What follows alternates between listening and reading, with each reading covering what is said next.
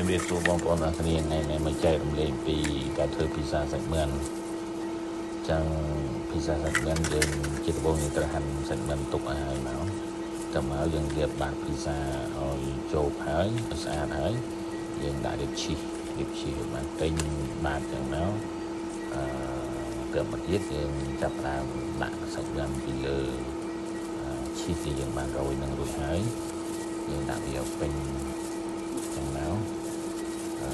ទៅមកទៀតគឺយើងចាប់ផ្ដើមរៀបចំវាឲ្យស្អាតដាក់តាមប្រវត្តិទៅមកទៅមកទៀតយើងដាក់ឈីសពីលើថែមបន្តិចហើយបន្ទាប់មកគឺយើងរោយពោត